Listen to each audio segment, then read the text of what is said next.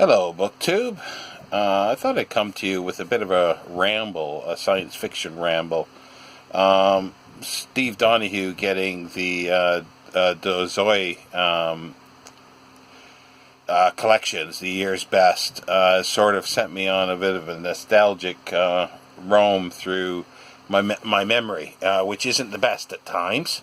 But I thought I'd just pipe in regarding sort of my favorite. I think I've always had four favorite collections of anthologies of science fiction. This is the British edition, very, very cut down, of Adventures in Time and Space, edited by Raymond J. Healy and J. Francis McComas. This is the first UK edition, 1952, and it's very short. It's just over 300 pages. The original was put out in 1946 by Random House in the United States, and it ran to almost 1,000 pages. And I've looked it up on Wikipedia, like anybody can pull this up and see.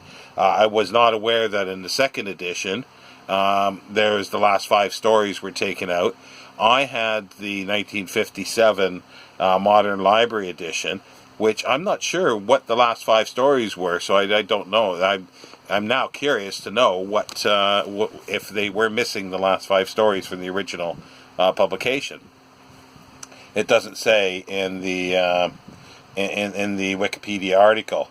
But yeah, that's one, and then the other one was, and they linked to it as well, which was sort of good because I'd forgotten the name of it. I remembered the editor, Groff Conklin. It's a Treasury of Science Fiction, and that was published by Crown in 1948?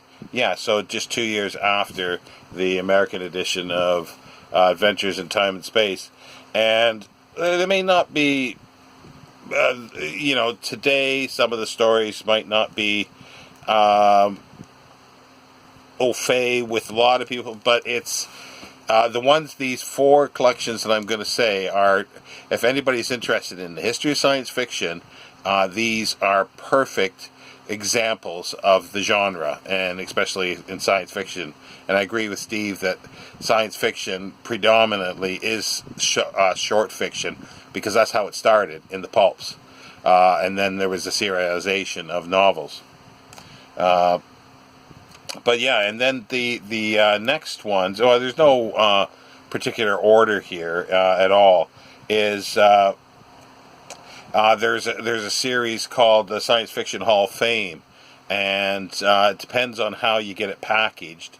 It's either into 2, 3 volumes, or 4 or more, depending on the paperback issues. And it was edited by Robert Silverberg and Lester Del Rey. It's 1970, and it was stories from 1929 to 1964. And then they did a second sort of volume of it, novellas, the best novellas, or Hall of Fame novellas.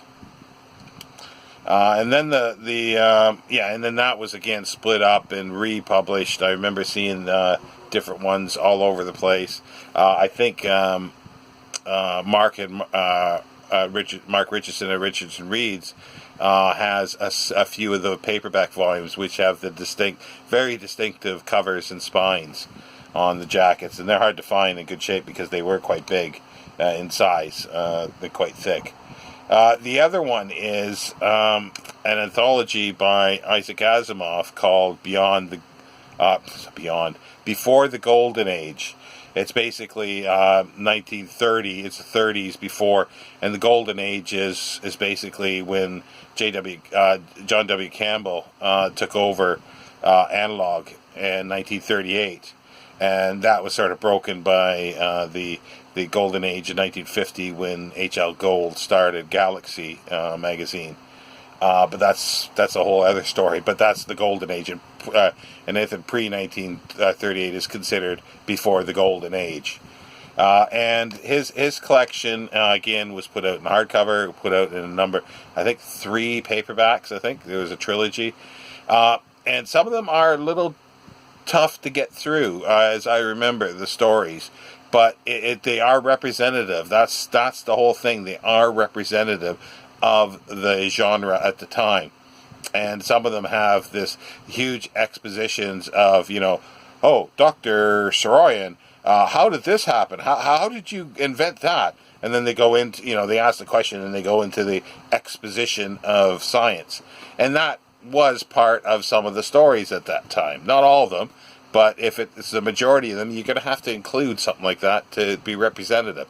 And that's what Asimov did. And that's why I really, really liked that collection, because it was representative of the time. But he didn't go prior to 1930, which I haven't actually found a really good collection that was sort of 1920s, sort of the Hugo Gernsback era. I have never found a really good anthology. I'm sure there is, but I've never seen one. If anybody knows one, I'd love to hear of it. And then it got me thinking of other, other editors and other compilations, anthologies that I used to have. Like, I picked up it was a comic shop where I lived in Canada, in Kitchener.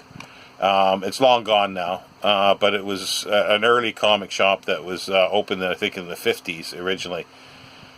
But they only had, thousands and thousands of old analogs, they're mostly old digests. He had some pulps that were earlier.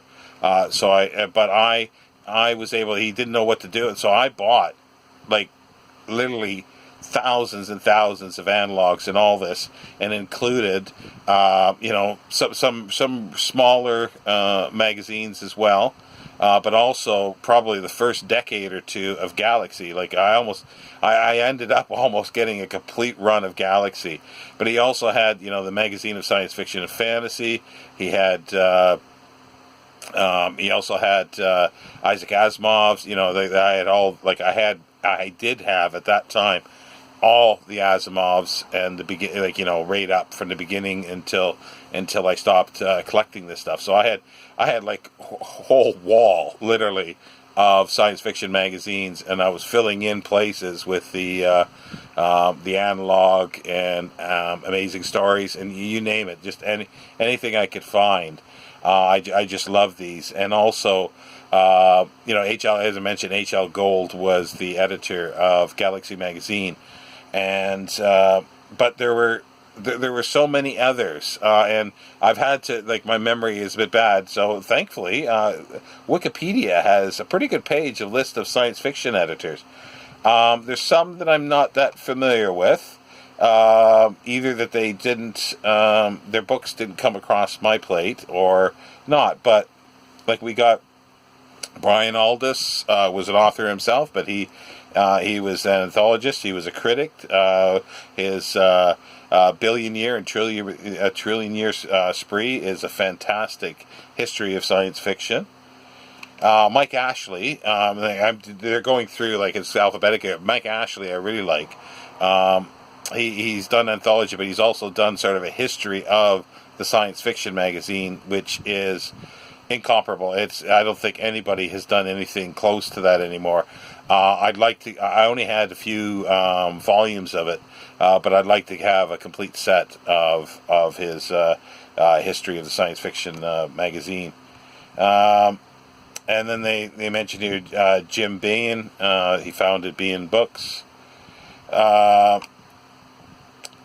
Harry Bates, because he was editor of Astounding Science Fiction and Strange Tales and Weird Tales. I'll just go through a few things. Someone else who's really good is Everett F. Blyer. Not so much his anthology I remember, but I remember his Anatomy of Wonder. It's Anatomy of Wonder, and the various editions that went through, and they're just fantastic. They're just fantastic books. Very expensive when they came out, each edition, but very, very good. Anthony Boucher, he was the founding editor of the magazine of science fiction and fantasy. Ben Bova, Analog for quite a while. Elgis Burgess. Well, I liked a lot of his fiction anyway. And he did a few. I can picture a few anthologies by him, and then John W. Campbell Jr. Once he started Astounding, he got in all the writers, and he fostered them. Asimov and Heinlein, you name it, all the big Golden Age writers. Terry Carr was a big one for anthologies. He did a whole series, the Ace Science Fiction specials, and a whole bunch of them. He was editor of Ace Books, but he did a yearly science fiction one as well, or a year's best. They all had sort of similar names. Year's best, the best science fiction of the year, and they went into multiple volumes, like 20, 30 of volumes, and I think some of them are even still going with different editors. I've lost track of all that in the last 20, 30 years. But Jeff Conklin, or Groff Conklin, I liked his stuff a lot. Just going through just quickly, Lester Del Rey and his wife Judy Lynn Del Rey, they were co-founding of Del Rey Books, but they did so many anthologies as well, and August Derleth, Arkham, and he was an anthologist as well. Thomas M. Dish, and he's getting later. He's getting later, and sort of there's a period of New Age. So there was the end of the sort of the Golden Age in the 50s, and then in the 60s there was the New Wave of science fiction. Tom Doherty, Tor Books, which is still going as far as I know, and the Gardner Dozois, and it just, I think, what does it give a year? Yeah, the year's best science fiction, I think, in 84 to 2004. So it's 20 years. So he's at least 20 something. I think there's even more than that. I don't think that was complete. Roger Elwood. I remember a lot of anthologies with him as editor. Paul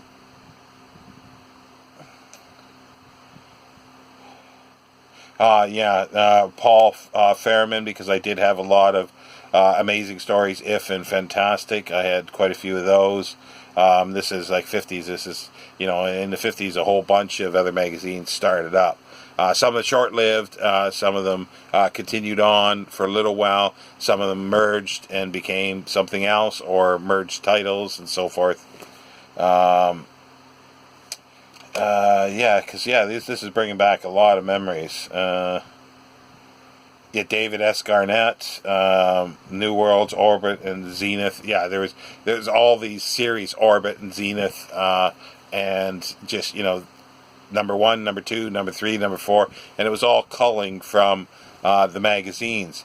And the interesting thing was that because I had a lot of these magazines, I had probably the I don't think so, but I would say I had a representative selection of science fiction magazines post World War II.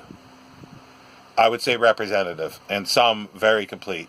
And I noticed a lot the story, because I would read the stories in the compilation, in the anthologies, and I go, that didn't seem the same as when I read it in the original magazine, because I had it on the shelf. So I go and check. A lot of times, a lot of them were rewritten or edited, re-edited, and there's quite a bit of change from the original magazine story or novel that was serialized and the published novel or the anthologized story at times as well. So aficionados like myself were just, this is great. Oh, this is great. He did this. They did this, and changed, and it was just fantastic. And I mentioned Hugo Gernsback here. He's the founding editor of Amazing Stories in the 20s, and other magazines electrical magazines, radio magazines, and all sorts of stuff. I'm getting not going very fast here because I'm at H.L. Gold I mentioned. Martin Greenberg was another one. He founded Gnome Press. Let's see, Yes, he. It does mention here that he founded Gnome Press, and he had a series of. Oh no, this is Martin H. Greenberg that had a whole huge series. Yeah, there's different ones here, I think.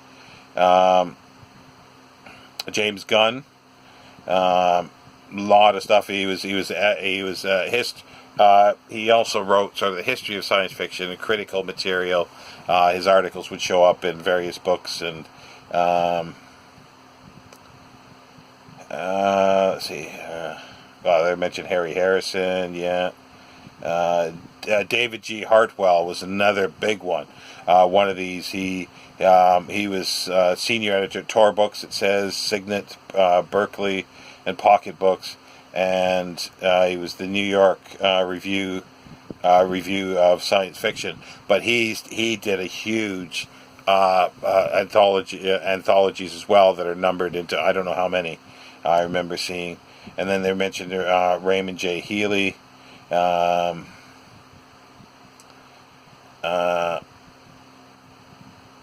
Yeah, and then there was this one too, because I got some of these, which was a bit odd.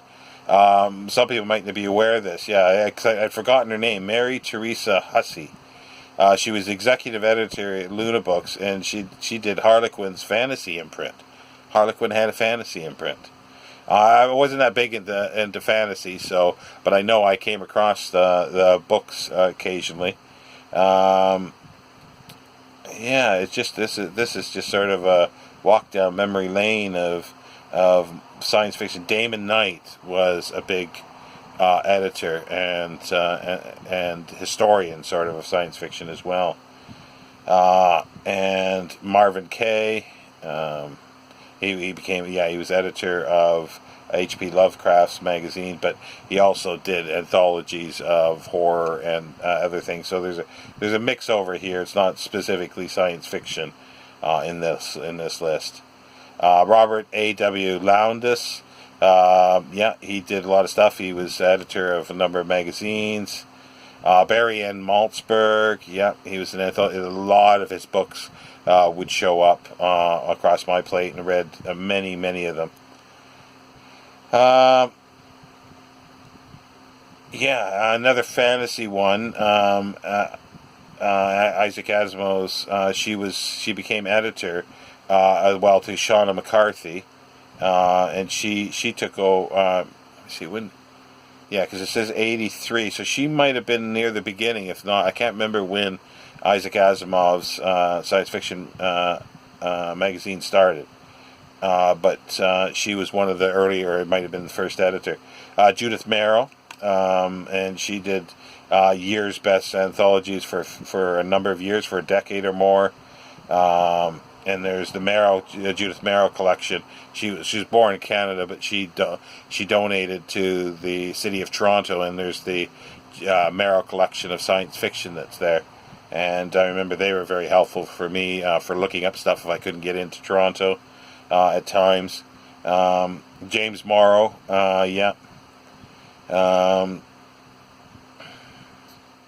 no, this is, and as I say, there's some here that I'm not that familiar with, or that they don't jump out, but I'm sure. Frederick Pohl, editor of Galaxy and If magazines, I remember having those, and he edited a number of anthologies or collections. David Pringle was another one, but he also was publisher of Interzone, which it says 1988 to 2004. I thought it was a lot shorter than that. Bill Prozini, and with him and Barry Maltzberg, which I think I mentioned, and then Martin H. Greenberg. A lot of them teamed up together to do anthologies. And Mike Resnick, he was also an author in his own right, but he also, as far as I'm sure he did, and he was an anthologist as well. Kristen Catherine Roosh, yeah, she did the magazine of fantasy and science fiction. I had most of those as well, even though, like I said, I wasn't big into fantasy, but it had science fiction, and I think almost every issue was an editorial or an article, a science article by Isaac Asimov. Let's see here, Stanley Schmidt. But he's been editor analog science fiction since late 70s. By looks of it, he still is. Robert Silverberg.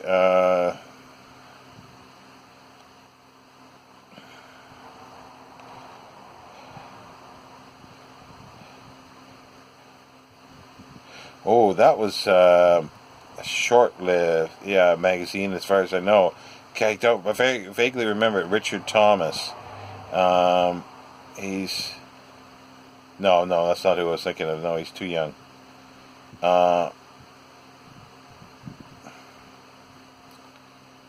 Juliet Oman, editor of Bantam Spectra. Not sure how long.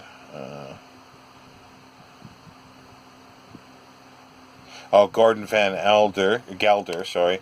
And this is sort of, I think, the last sort of stuff that I was dealing with. But I remember seeing his name in editing earlier in the 80s. Now we're getting into a lot of sort of newer ones that I'm not, even though it's alphabetical. Donald A. Wollheim was a big one, Ace. He was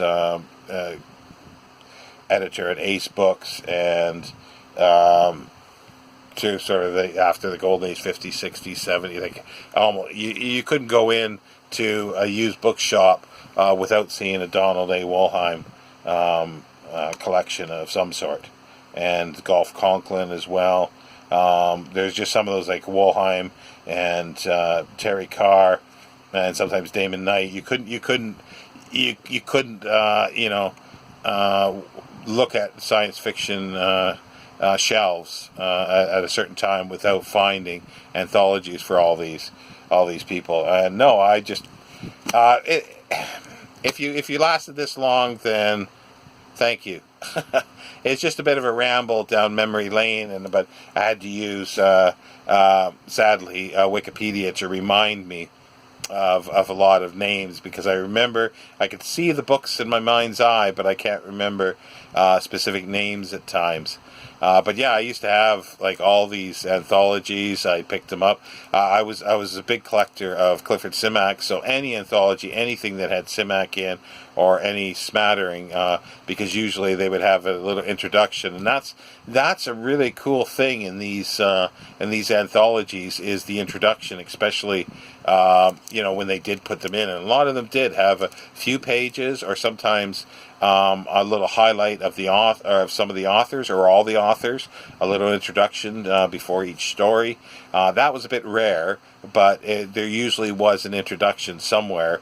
At the beginning, obviously, but in a lot of the anthologies, which a lot of times they would have a theme sometimes, what they chose the books or the stories for, and it was just I found all that just fascinating. So I just collected these, and I had hundreds and hundreds and thousands of these things.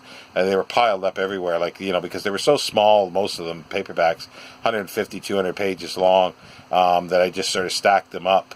They're all gone. They're all gone, because I used to. There was a bookshop where I was in Kitchener in the late 80s, and even when I was living in Toronto, where you'd find stuff for like 10 cents, just in these bargain bins, and it just gobbled up all this stuff. Any old science fiction I just bought and just devoured, because that's what I did even when I went to university. Like I think I was reading like probably 15, sometimes 15 or 20 books a week, because they were so short. You could just buzz through them so quickly.